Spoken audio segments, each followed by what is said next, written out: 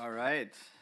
Welcome to this public-private partnership in fighting ransomware threats roundtable. I just got to the organizers. I've heard this jingle and this intro about 10 times today, and I really like the music. So whoever came up with that, you guys did a great job. I thought it does not get boring even after watching it all these times. So welcome. It's great to have you all, to be surrounded by so much expertise on this super important topic here. It's one of those things that's not just super important today, it's also timely, and it's one of those topics that is really exciting to discuss here in Paris, because no matter which way you slice it, ransomware is one of those threats that no single stakeholder group can combat effectively on their own, be they governments, industry, or civil society. So I really look forward to chatting with you about this here in this forum, which at its heart had this multi-stakeholder component, illustrated also by the Paris Call for Trust and Security in Cyberspace, which in many ways was, back when it launched in 2018, was the first time that this abstract idea of multi-stakeholder diplomacy was given form. So what we'll do is we'll hear short intro remarks from 5 of you, and we have one person online.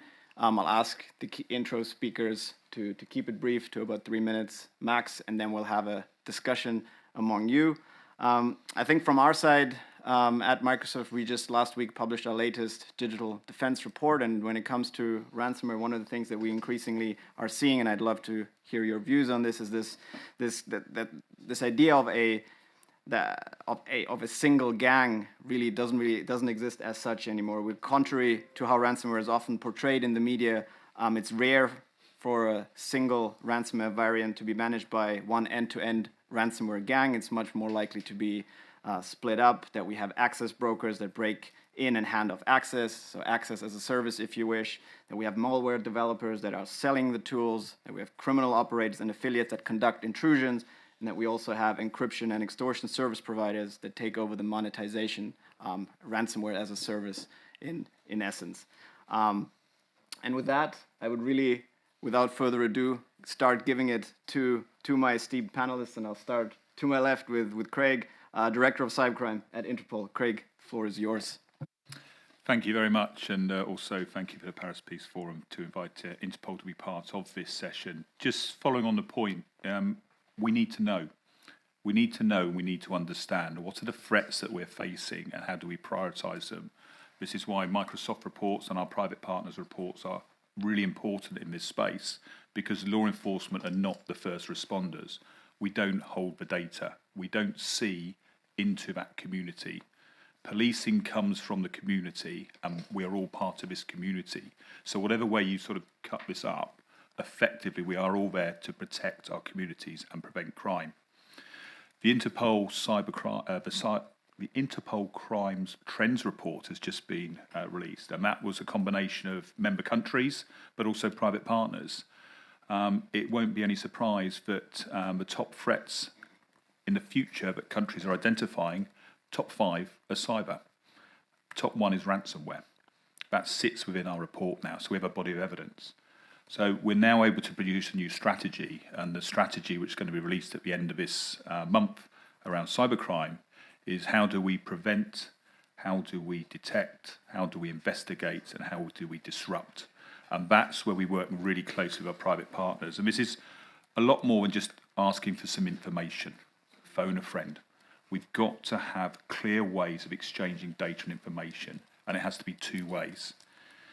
In Singapore, where we have our global centre, we have our private partners embedded with us. They're embedded with us with the teams, and I know other organisations do this as well, but we make sure that information is 2-way. We are on the same platforms now as well. These are new platforms, which are secure platforms. They're neutral, they're scalable. Interpol, 195 member countries, we have an office in every single country. We're able to communicate with those countries. So coming back to prevention, detection, investigation, disruption, what parts can we do with each country, and how do we do that with private partners?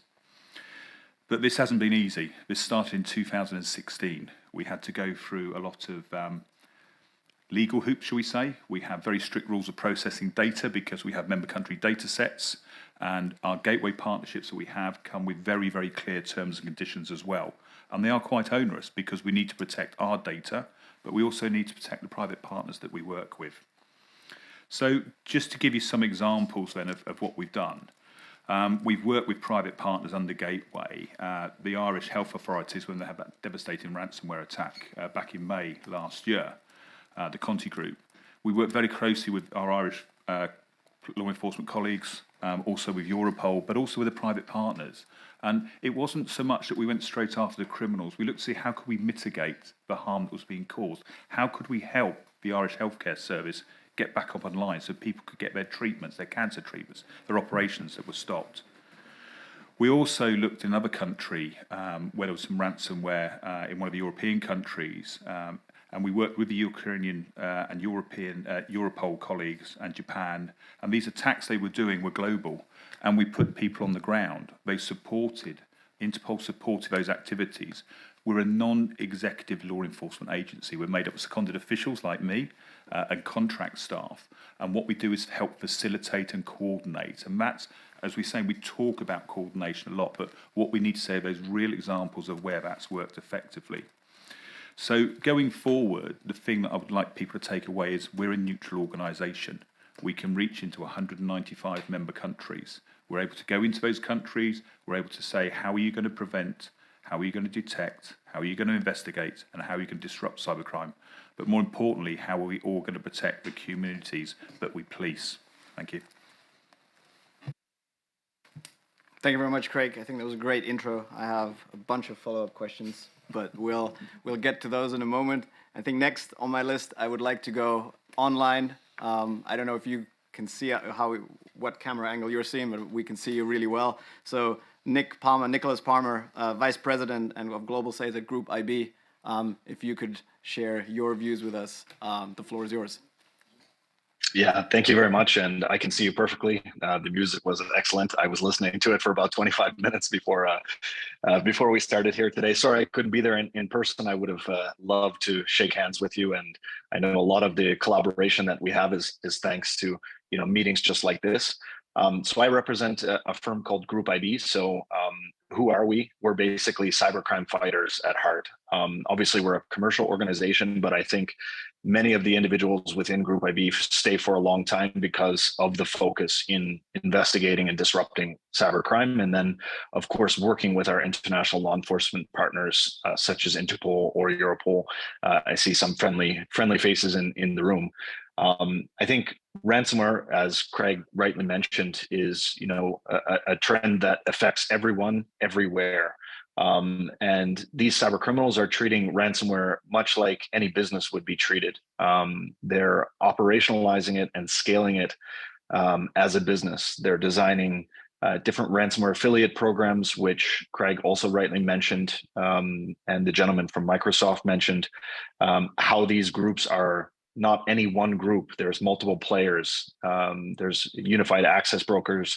There's individuals that create the malware. There's many different people involved in these types of activities. But together through collaboration, we've managed to provide decryption tools to different law enforcement agencies so they can help ransomware victims. Group IB specifically focuses on investigating infrastructure and the individuals specifically. We've had, I think, 5 or 6 different successful operations together with Interpol this year, some really good investigations together with Europol as well. And I think today serendipitously, a big ups to the RCMP in Canada for arresting the Lockbit operator. I think that's very timely for today's conversation. I think I wanted to bring out a few different key findings from our Ransomware Uncovered report, just to kind of kickstart the conversation. I think Microsoft mentioned a few great points from their report that they have coming out. I think one of the other points that isn't overlapping with those is that there's been a merger in the TTPs that are leveraged by different ransomware groups, and this brings a lot of opportunities for the people around this table to help different organizations to analyze how these tactics, techniques, and procedures of conducting ransomware attacks could affect the businesses within their territories, and what are the things that we can do as different professionals in the government or in the private sector to help organizations. I think one of the other interesting things that I read about recently was the UK's initiative to scan different IP addresses operating within in the UK for different vulnerabilities. Well, if there's an overlapping in the TTPs, in the tools that are used by cyber criminals or the vulnerabilities that they exploit, there could also be initiatives such as that, which could have a drastic impact in the reduction of ransomware attacks in general. Obviously, I like to focus on the investigation of the cyber criminals as the person and the infrastructure from the side of our business. But I think that's a really interesting finding, and looking to what the UK has done to help their businesses within their country defend themselves against ransomware attacks could be a really interesting thing to think about from a global perspective in what they do. So definitely a growing problem, but one I think a group of fine individuals like yourself in the room can come together and put some actionable items on the table to disrupt this activity. Thank you very much, and thank you for having me. Thank you very much, Nicholas, and we shall certainly try to put some actionable ideas on the table, I think, between all of us. Next, I would like to go to my right to Guillermo Fernandez Lopez, who is the head of the Cybersecurity Coordination Office at the Ministry of Interior of Spain. Guillermo, the floor is yours. Good afternoon. Bonjour à tous. I come here as the representative of the Cybersecurity Coordination Office, who is taking part and coordinating the 5th working group in the counter-ransomware initiative sponsored by the United States, devoted to public-private partnerships. One of the main goals we try to accomplish was a compendium, a compilation of best practices series of study cases, and we had several meetings. Let me mention some of them, like the Joint Cyber Defense Collaborative of the United States, the Spanish National Cybersecurity Forum from Spain, the Fusion Center of Interpol located in Singapore as a part of the Interpol Global Complex for Innovation, the Cyber Campus, Campus Cyber of France, the Forum of Incident Response Security Teams, with a presentation of its multi-stakeholder ransomware special interest group, the Cybersecurity Council of Japan, the National Cybersecurity Directorate in Romania that establishes, coordinates, and manages the National Platform for Cybersecurity Cooperation, the Canadian Telecommunication Cyber Protection Working Group in Canada, and the PW Cybersecurity Cooperation Program in Poland. During the last summit of the Counter-Ransomware Initiative, we have a very productive and enlightening work, and let me explain some general takeaways, the positive lesson learned that were explained there. It was exposed that we had to find the best way to learn from each other, private and private partners, that the ransomware is a money problem, and in that respect, it's a key issue to follow the money, and it was a strong recommendation to implement and following the Financial Action Task Force recommendation to get that cybercrime does not pay. It was highlighted that cross-border cooperation is essential, that is a global problem that needs a global approach, and the need to build a durable consensus, and how we have to develop that partnerships needs to be institutionalized. It had also highlighted that human factor is the weakest link in cybersecurity breaches, and then we have to increase the cyber hygiene measures. And as it is said, the motto of the European Cybersecurity Agency, we have to think before click, because phishing is the main entrance vector of this kind of attacks. We have also a very productive panel with the industry, and the takeaways of them were the following ones: that cybercrime is a great business with a great return and low risk, and we have to achieve to diminish this trend.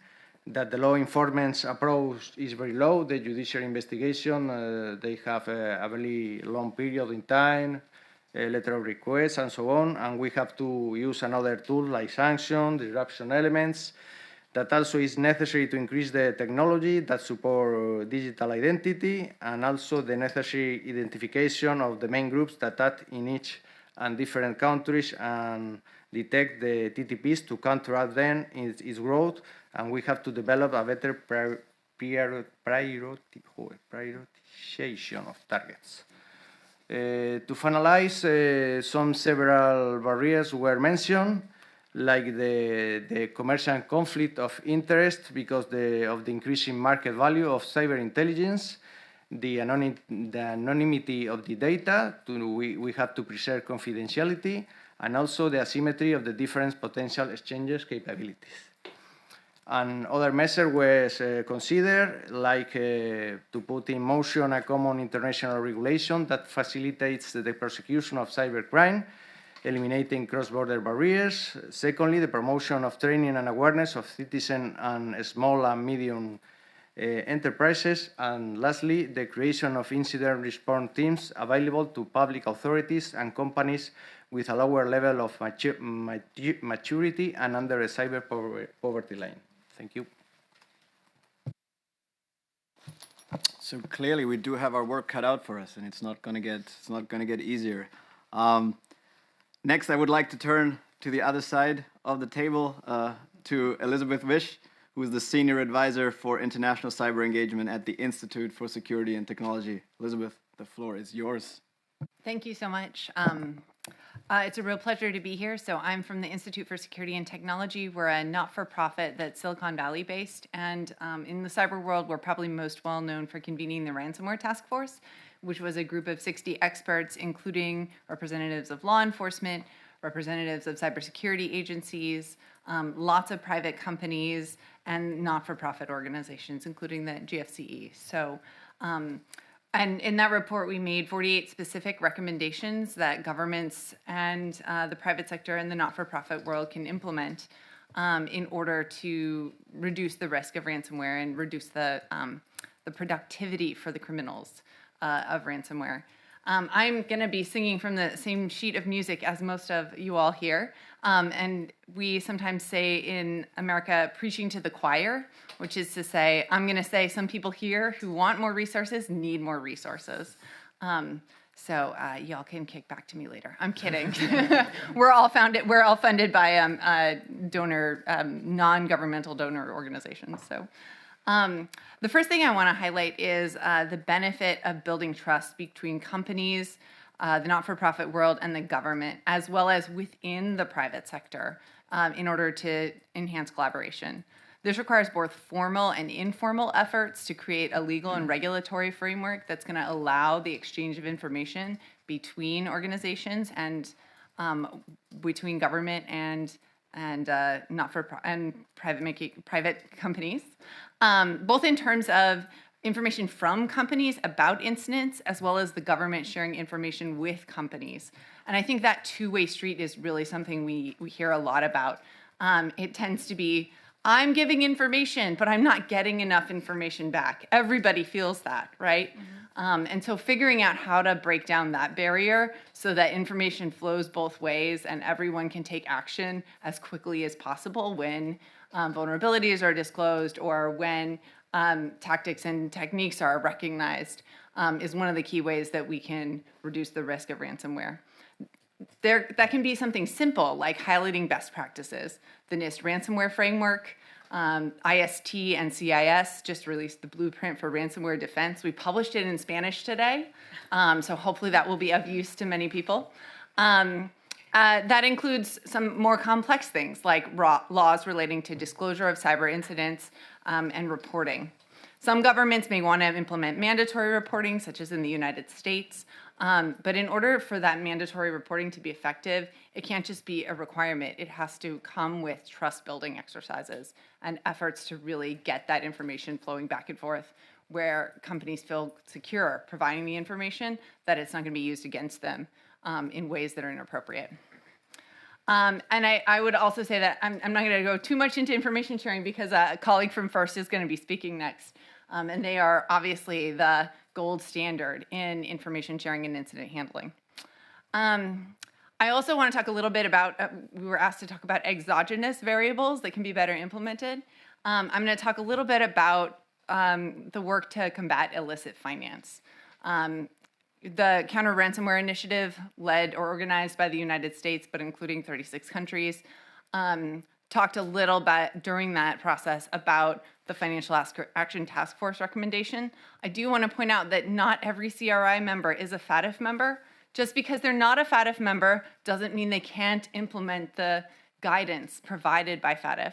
Of course, it would be great if they all joined FATF, but that might take some time. So you can still implement the the virtual asset related FATF recommendations. You know, in 2019, that's when FATF finalized amendment to their global standards to clearly place anti-money laundering and counterterrorism financing requirements on virtual assets and in virtual asset service providers.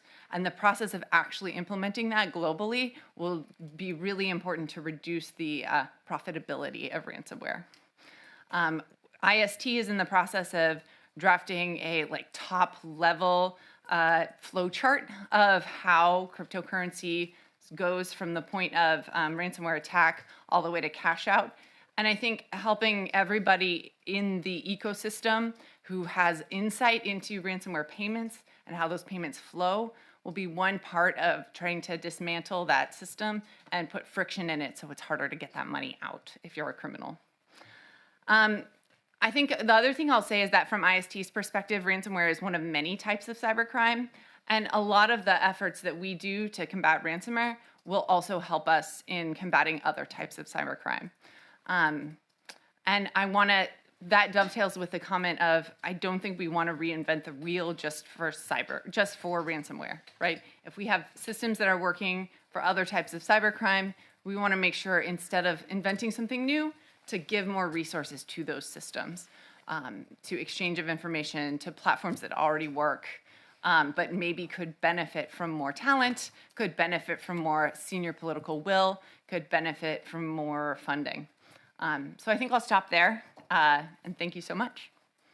Thank you very much, Elizabeth. I think one of the things that really resonated with me was when you talked about the importance of two-way info sharing, because I saw everybody nodding, and it's one of those topics where you sit at conferences, everybody nods, much like public-private partnerships. You go and you say, public-private partnerships. Or multi-stakeholder, yes, multi-stakeholder. But then when it comes to actually implementing this, the nodding stops, because it's actually really hard sometimes to do that. So it'd be great if we can dive into this a little bit more. I can see Craig itching to probably also do that too. So, but before we do that, let's wrap this initial intro up with Olivier Calef, who's the CISO at Arium, and he's a board member of FIRST. So Olivier, the floor is yours. Thank you. So indeed, I'm representing today FIRST, and I will briefly present our views on the ransomware issue with operations in mind. So FIRST stands for the Forum of Incident Response and Security Teams. It's a worldwide organization with 900 members over 100 countries, which regroup incident response team, also known as CSIRT or OSIRTs, and individuals. So again, our view comes from the battlefield, the cyber battlefield. So we've been contributing to current initiatives, trying to tackle out the ransomware issue, such as with the Ransomware Task Force. And out of that came the victim notification system, which is quite an interesting one, and that we are, I would say, coordinating. And also, the aim of that is to warn potential victims about imminent threats or imminent breach or breaches as soon as they are detected. So that's one way of sharing also information in that case. Internal to the FIRST, we also have a multi-stakeholder ransomware SIG, a special interest group, with the aim is also to bring together multiple stakeholders, whether they are from the FIRST community or not. The goal here isn't simply to have just another plan or just another organization, but it's rather to organize that field and see what are the gaps and what are the missing points, elements, in order to fill these gaps and, most importantly, to liaise with other organizations. Again, I would say sharing is caring. We often compare our work with those of fire workers, and ransomware is just another type of fire that we are fighting on a daily basis. Fire is usually the result of a conjunction of events, environmental factors, misbehaviors. We have the same when it comes to ransomware. Again, if we compare with a fire, we've got a before, a during, and an after. And I would like to highlight and stress that with these three different times. The before means preparation. If you are not prepared, you are helpless when it comes to a fire or when it comes to a cyber incident. Of course, when it's a ransomware and you lose everything, well, you're totally lost and helpless. So anticipation is key. In case of ransomware, you've got two approaches. The first one is to say, I'll be working on prevention, detection, reaction. So we've got a lot of actors here, we've got a lot of documents, a lot of solutions. So we just have to capitalize on all that and do. Problem is, do we have the resources and the mindset to do, even though we've got ample documents? Problem. The other way is to go to the cyber resilience path, taking for granted that one day will be breached, and it's like someone who is trying to do some sports like boxing. You know you'll get some shots, but the most important thing is to be back on your feet as soon as possible. So preparing for recovery, preparing for reconstruction is our very pragmatic point. Of course, I don't say that prevention, detection, and reaction is useless, but at least you must be ready to recover and go back onto your feet. Apart from the before, which is to us a key element, you've got, of course, the during. I already mentioned that. You've got a lot of things. And one way is to say, to assess how resilient you are. Then comes the after, and after is sometimes forgotten by many, because at the end of the incident, you no longer care and try to go back into business. But the real question is, how did your handling of a ransomware incident go? Were the procedures, were the relationships with your partners, with the authorities, with the legal agencies, was it well done? Was it adapted to what happened or not? So indeed, in this after, we should also think in the before, and the after should help for the before. And here we've got three directions we would like to suggest. The first one is, of course, based on training and rehearsing and exercising, because like fire workers, they keep on training and waiting for the big fire to arrive. And that's how they are efficient. The second one is, of course, sharing, already mentioned. And I would say the last one would be to assess and check how efficient your solutions are. Fire workers, they often come, maybe once a year, depending on the country, to your organizations to see whether the systems are properly set, whether the fire alarms are properly set, that kind of stuff. In our world, in the cyber world, we've got the breach and attack simulation system, which is a way to assess how efficient your solution, your detection solution, your prevention solution are. It's like a hearing test. You've got low frequencies, high frequencies, mumblings, shouting, and you've got a graph on how efficient your hear is.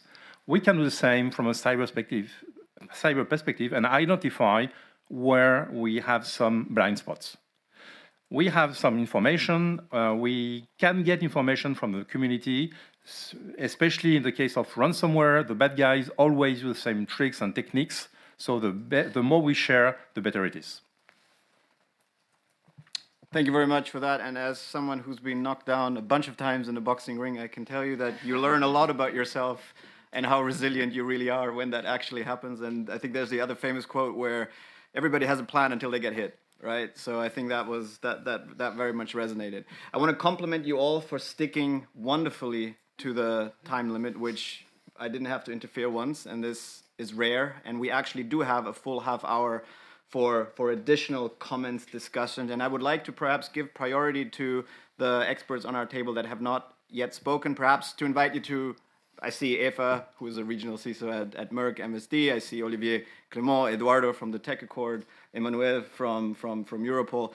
I don't want to put anybody on the spot, Chris Painter over there. I don't want to put anybody on the spot, but I invite you all to perhaps react, to perhaps offer your perspectives, and then I will follow up perhaps, or ask questions. If not, I have a few that I would like to follow up with, but I'll just open it up here. I see Eva's hand up, and we'll go to Chris after. So Eva, first to you, and then to Chris.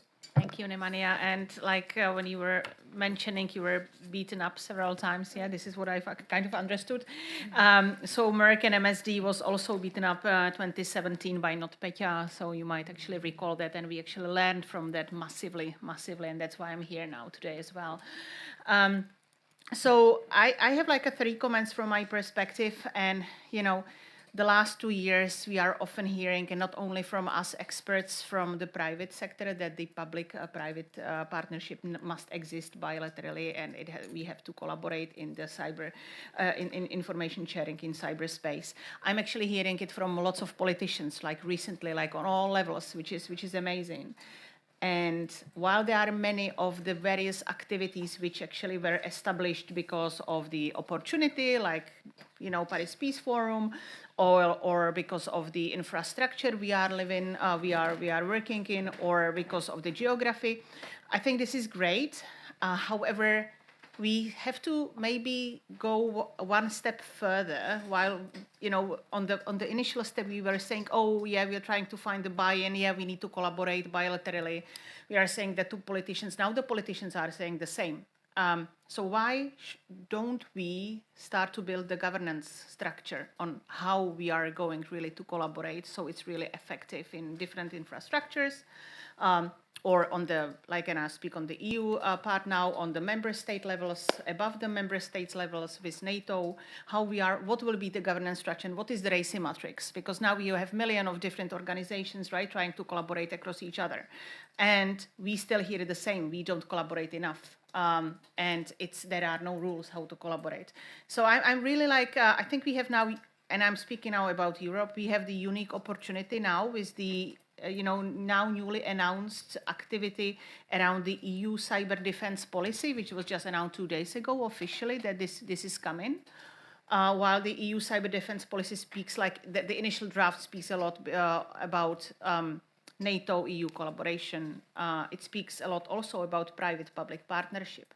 So I think we have now the unique opportunity to really propose some governance structure. It might not be good, of course, but at least we have something, right? At least we have something we can adjust, comment, but we have at least something. So that's like initial comment from my side. The other comment, which is two small comments on that. We are talking about protecting the critical infrastructure, and this is had from the politicians, the governments, the NIS2, for example, right, is enlarging the scope on what is critical infrastructure. However, what is important is that the majority of the critical infrastructure is owned by the private sector. So that's really why it's even more important. That why it needs to be not complementary. It needs to be mandatory that private sector is part of the cyber defense even activities. And then the last thing what I have here just to mention is that I think it's also important from the private sector. There are big major companies like we are, for example, which I can now openly and proudly say we are like a cyber savvy company now. And I think those companies are actually really willing to help other companies, smaller SMEs, and they are willing and so eager to collaborate across governments, across private industry, non-profit organization, and so forth. So we might actually utilize companies like us to actually maybe play more critical role in establishing and helping others. So I'll pause there. Thank you. Gotcha. Thanks very much, Aoife, also for sharing also the lessons learned. We all learn best when it hurts, right? So it's that motivates us really well. Chris, if I can invite you. Yeah, thank you. A couple things. One, comments. One, I was a co-chair of the ransomware task force that Elizabeth mentioned. I remember when I was asked to do it, I was afraid that report would end up being shelfware, as so many of these reports become. And luckily, or maybe not luckily, a week after it was released, the Colonial Pipelines incident happened, and suddenly every government around the world wanted to look at the task force report. And I think it has formed, in many ways, the basis of things like the International Ransomware Task Force Initiative, which is great. But one of the things we identified there, and the challenge, was that you're not going to make progress if you treat this as a priority for a year or even 2 years. That you're going to need a sustained effort. And I will say that none of our governments are good at sustained efforts. That's not something. I mean, the long-term view is hard because other priorities, other bright, shiny things kind of interfere. So I'm very happy to hear Anne's report and your report of the Ransomware Task Force. from Spain, that it's continuing and it's building, and I think that's important. I do think that lifts all boats, and we can't just think ransom. Look, I'm happy if ransomware is the poster child for cybercrime, because it hasn't, there's been a lot of attention on nation states, but not as much attention, I think, on this issue. So I think that's important. But the other issue that we identified in the report, which I think it continues to be a hard one, and I don't really know how to address this, is the safe haven issue. That we continue to, a lot of these groups continue to act from countries like Russia that are protecting them. And I wonder if there are solutions. Obviously states are going to put pressure, but putting pressure on Russia doesn't seem to really work very well. Are there other things that the larger community can do to try to either disrupt those entities or somehow lessen their impact? Because as long as they're behind these walls where they're being protected, they're going to continue to do these attacks, and sometimes encouraged to do these attacks. So, and I think that's a harder issue, and I think that's one of the pieces that underlies, all the other recommendations we have and all the other things that are being pursued. How do we do that? So, just a question for the group. Let me go to Craig directly on the safe haven issue. So, as I may have mentioned, Interpol has 195 member countries. We're able to work with those countries. In order to do that, I need to do it on evidence base. So the recent FBI unsealed indictments about 3 cyber criminals in Iran, and they were very clear in the statements, and also they spoke about those criminals impacting infrastructure for criminal purposes in Iran. So I wrote to the director of FBI, and I said, how can Interpol support law enforcement into taking actions? Because that was one of the first times that we drew that out into the open. And again, in other countries as well. Russian Federation wish us to host a meeting for the Commonwealth of Independent States. The Shanghai Cooperation Organization wish us to work in cyber. That's great. I'll do that if I have the evidence. And that's what I need. And that's one of the things when we come into this trust. Look at the lowest level, the lowest common denominator. How do we share that information between law enforcement and have the ability to go in and pull on those levers? So I think that's one opportunity there where we look at the threat actors, the criminals, and we look at where the infrastructure is. And then using Interpol channels, because we are now more operationally focused, that's what we can pull on. So I think there are some opportunities within that space. Thanks, and I think you mentioned another really key topic that a bunch of you have touched on, which is the issue of trust, of building those relationships over time, because trust is one of those things that takes a lot of time to build. It takes a lot less time to lose. And one of my colleagues has this great analogy where he says, like, you don't exchange, in terms of how you build trust, is you don't exchange business cards during a hurricane, right? You have to do that beforehand. And I'd love to hear your views on topics like this.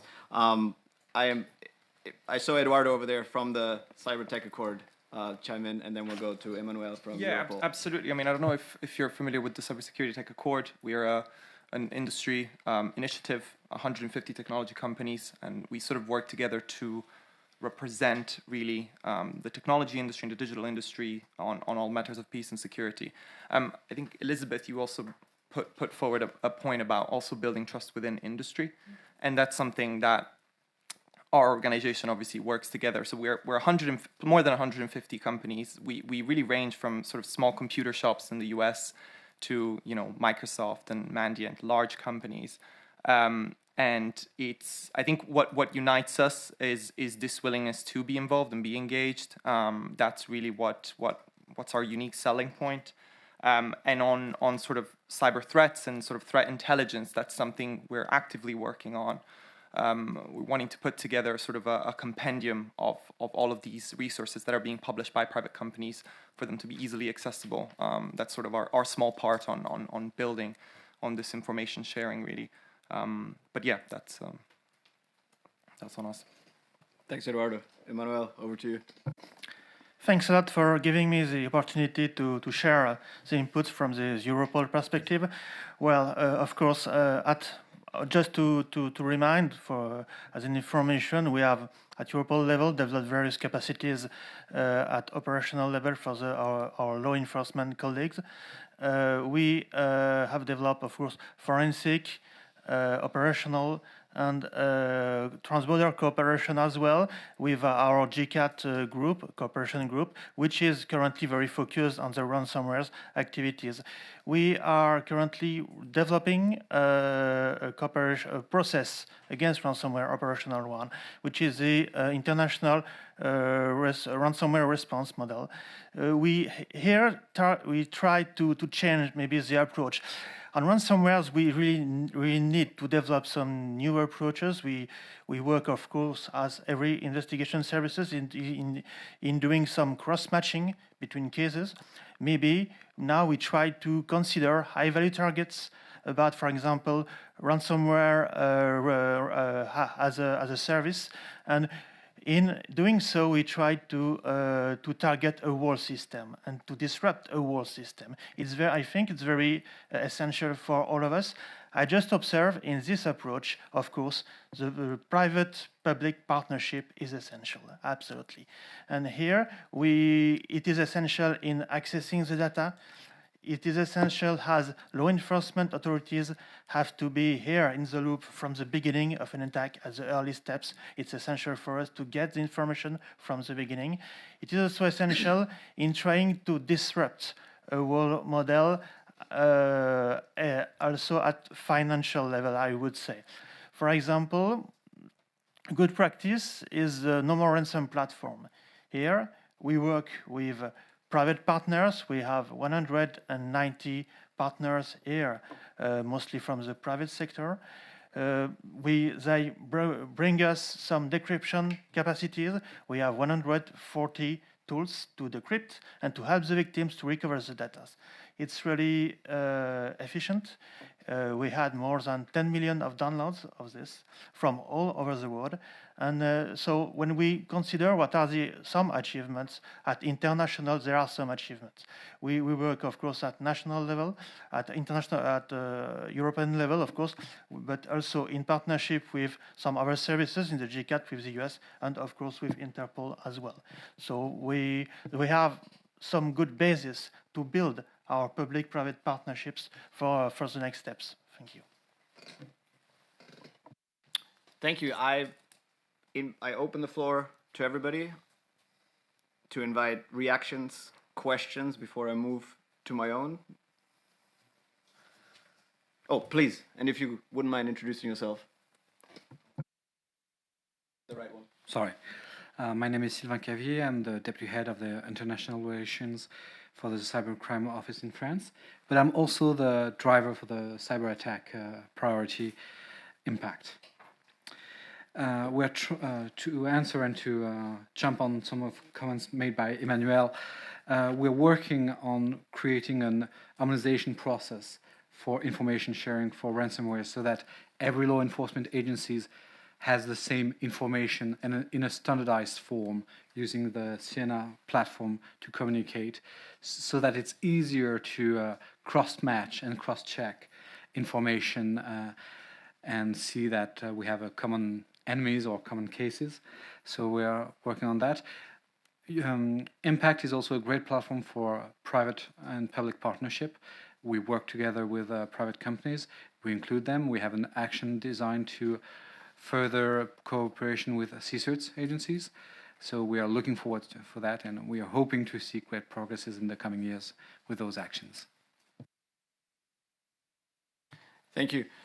One of the things that actually before I go to the question that I have prepared, I am looking at one of the things that our organizers had put together somewhat provocatively, where they asked, is the multiplication of public-private partnerships against ransomware over the past years a good trend, or is it counterproductive?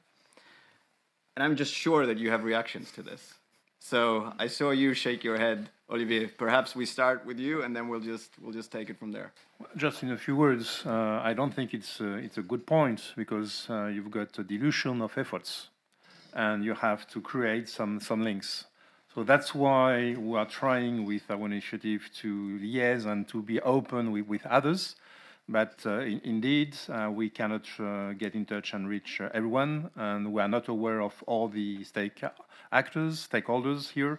So we're talking about governance. That's also a good point. That should start with that, and then we could proceed. But otherwise, a lot of effort will be lost.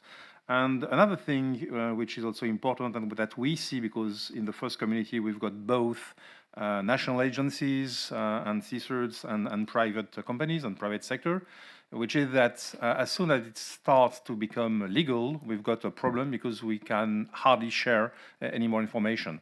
So we also have to address this issue. To which extent can we go, and what are the limits? Eva. Yeah, thanks. And so, you know, I think every information sharing is a great initiative, like at least something, right? And I think it makes sense, and you might actually maybe not agree with me, to have information sharing per area. So there might be a different interest for banking. There might be a different interest for ICS, right? OT technologies. IoT also a little bit different. So I think it makes sense for the private public to maybe gather per the critical infrastructure area. But what must exist, and that's what I was saying there before, like governance on the high level, really, to go from the top to maybe, you know, down. So that's my comment. And also to pick up on what you mentioned earlier, I like the analogy of the illusion of effort, which, you know, often goes really well with just admiring the problem, and, you know, doesn't really help all of us. So, but based on all of that, and I always like to ask a two-part question whenever I moderate. The second part is more hopeful, but let's start with a less hopeful one. We've heard a bunch of, all of you described a lot of problems that we're facing on this. But if you're trying to, again, build awareness of this, if you're trying to find solution, which one of those is actually keeping you up at night? Like, which is the one that you feel we need to figure out a way to solve first, solve best, raise awareness that it needs to be solved, whether we use ransomware as a poster child, whether we look at the before, during, or after part of the equation. I'm a big fan of the before equation, just putting that out there. But I'd love to hear of all of those, like, what are the things that really keep you up at night, and that you feel we should look at before we look at anything else? Greg. So I think I've worked locally, regionally, nationally, and internationally now in cyber and policing, and it's a big problem. And it's, where do you actually start? And sometimes we have to step back, and I think focusing on ransomware to start with, because of the harm and impact it's causing, is good. But then looking at how do we break that down further? And again, this is why we've chosen prevention, investigation, detection, disruption. I know I sound like a cracked record here, but actually different partners will do more in different areas effectively. And once we start working out roles, remits, responsibilities, EU's fantastic and Europol's great, because you've got a joint legislation within there, you've got a buy-in, you've got political will, you've got funding. That model's going to work in that region. Cybercrime's global. So again, how do we then work on it? And it comes back to, what's the role of policing in this? Our role is to protect life and property and prevent crime. So that prevention, resilience, cyber security, that's where we start. And then at the top end, looking at those crime groups now at high harm, high impact. So who's the chief technical officer? Who's the chief financial officer? Who runs the infrastructure? And coming back to the hard to reach jurisdictions, you know, we need to look about how we can address this bottom up and top down. But we've got to really sort of take a program, a project approach to it, and look at, these are the objectives, these are the outputs we're looking at, and these are the outcomes. And, you know, we need to follow that model through effectively. But having everybody around here, first time I've sat in a room like this. It's probably a good takeaway for our Paris Peace Forum organizers, that we should do more rooms like this. I love this. The setting seems just about right. It's not too big. It's not too small. So again, just as a takeaway, on some of the things that you were describing, also on the, you know, in terms of figuring out what to do and so forth. If I can look once more at you, Eva, and like some of the lessons that you described, that you learned, how did you go about then actually realizing that it hurt when it happened, but how did you then go about getting the internal support in making all these things happen? That was easy, because if you are not able to manufacture for 2 months as a healthcare company, Yes. the buying was easy. So very briefly, we stood up company-wide we stood up a company-wide resiliency program. We massively invested to the cyber protection, of course. That's one, but to modernization of our assets as well. And the whole program was focused on being resilient, but also in case we are attacked, that we are able to recover quickly. So that was something what you, Olivier, were mentioning as well. So really building the cybersecurity posture, but also be able to understand what is the business continuity plan, what is the crisis plan, and so forth. And so that was like a really, really massive investment. That was number one. But then the cyber hygiene of our employees who still live it, and the commitment of the board is amazing. Because it was massive lessons learned, and that's why. And we have been then going out. We are part of the ISEC, which is the Information Sharing Analysis Center. So we are part of the healthcare ISEC. Of course, I'm co-leading the European one, and our CISO, the global CISO, is in the board. So we have been really, when it started, we have been sharing everything about NotPetya, and we have even developed this kind of like a vaccine to implement together in ISEC. And after, we went through it, and of course we were recovering for months. It was the best team building exercise for IT people, by the way, like the whole recovery process. We were going out and spreading the awareness so others can learn from it as well. Yeah, I'm ringing out here as well. Elizabeth, go. So I'm the mom of 2 kids, and I feel like you're asking us to choose between our children. And I say that because, in part because, I can send my 5-year-old to go do something, and I can send my 2-year-old to go do something, and they can be doing completely different things, and they've built gigantic Lego creations at the end of it. And I say that because there are different communities here, right? We have network defenders, and we have the police. And I think in that sense, we can both walk and chew gum at the same time, and there's 2 different communities that intersect, and need to work with each other, but they need to be working in parallel to be doing both the prevention and the the investigation, prosecution, get the bad guys. I think they can happen simultaneously. As a father of 2, it was a trick question, and you called me out on it. So very, very fair, very, very fair. Olivier, over to you. Just a quick one, because what you said regarding Merck, for example, I've also been part of the Health ISAC for years. And I would like to add that your company is doing also a very good job into promoting and sharing in the sectorial community. So I don't know if you all know what ISACs are, but that's, I would say, sectorial groups that share information.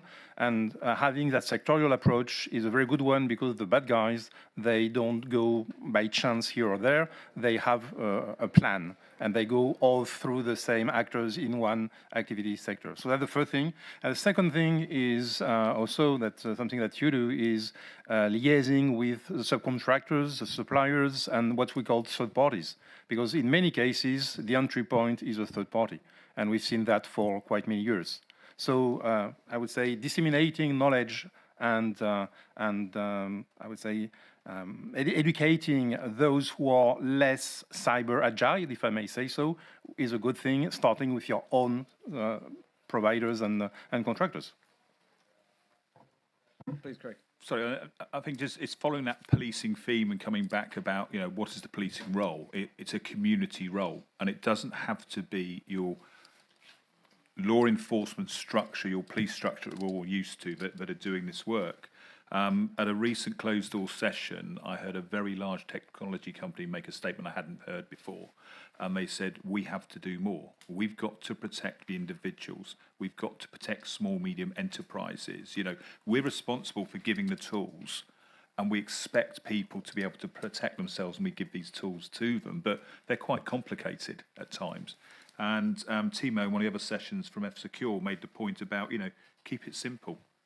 you know, it is quite boring at times for people to download, or they don't have too much of an idea. So how can the industry, but also with law enforcement, help that prevention piece and that resilience effectively? So I think for me, as I've gone through the journey I've gone through now, looking at that policing model, I'm trying to change that word about police, because it puts a lot of people off. It's more about a community. How does a community protect a community in this space? So yeah, that's the sort of thoughts. I think that's a wonderful also segue to the more hopeful part of the question, which is, again, like what keeps you up at night? What actually does give you hope in this? Is it, and feel free to say, events like this at the Paris Peace Forum, or what should we collectively do more of to try and tackle these things? I'll pause here, see if, please. And if you could, the microphone. I'm sorry. To complete what you said, Mr. Jones, so we are with Captain Tourbier, part of the cyber command of the Gendarmerie Nationale. And we are really starting actually to cooperate more and more with the private sector in order to give cyber hygiene to everyone in the community, every single person in the population, whereas when it's kids, firms, but also administrations. So everyone is concerned and can actually be able to be aware of the cyber threats going on. And with companies and also associations, we work to create programs, trainings, and also we want it to be interactive, so create applications, in order to, so everyone from the smallest, the kids, to the adults, so everyone is able to really get the cyber culture and be protected, because as everyone says, it starts at the bottom with making sure everyone is aware of the risk on the internet. So that's also something that we are hopeful on, is that we are really starting to realize that we need to work together and create something for everyone. Thank you.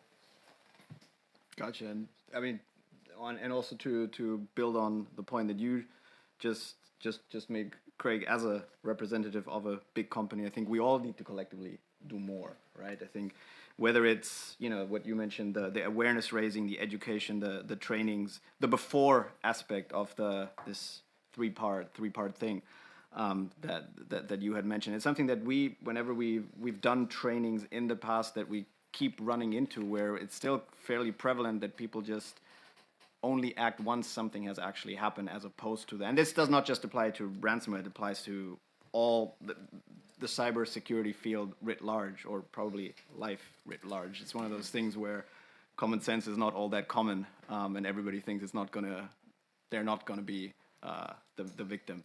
A little bit more hope before we have 4 more minutes.